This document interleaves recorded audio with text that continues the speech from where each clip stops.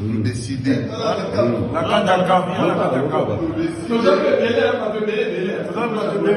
Décider à partir d'aujourd'hui, les résistants combattants du monde entier, nous devons regarder le Congo de la façon Moussoussou.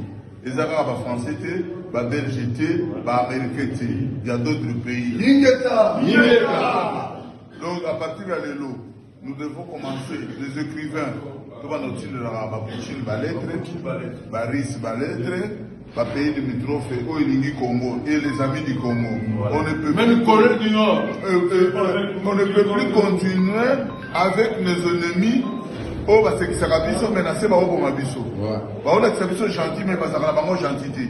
Vous mettez tout le diable au pied que non, on a diable mais tu go traiter ma solo ya mboka na biso pe to avancer. Tu go continuer à marcher aussi. Bah yo sala lingoma na bango na Union européenne pour ba étouffer Congo. Je déclare ouvertement les Congo à partir d'aujourd'hui nous devons coopérer avec la Russie. Ingeta.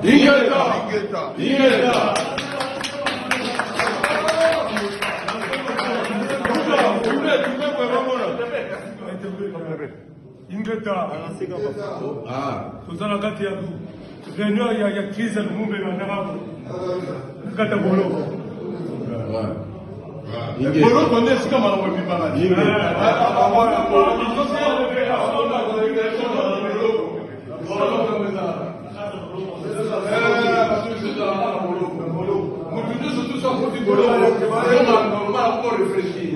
na minute oyo tosala biso eloko te autorisation ezali naza nango mpo bakoto le téléphone mais bakangi biso quand même omoni ke bato oyo balingi bino te mpona nini baaccepte na bango criminel azokoma bato ke biso toyokokunda mpona badroit donc bakangi biso mpo toyokolandela badroit na biso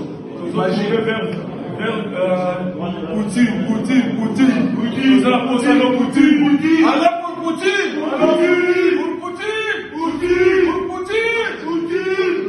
Photo de l'homo. On dit que ce qu'on remarqué bien bakangi biso ba congolais. Manifestation, il y avait plusieurs nationalités mais Éthiopie bazo les cadavres biso donc maintenant il faut prendre les choses au sérieux. Il y a un appel à la fois à la nouvelle.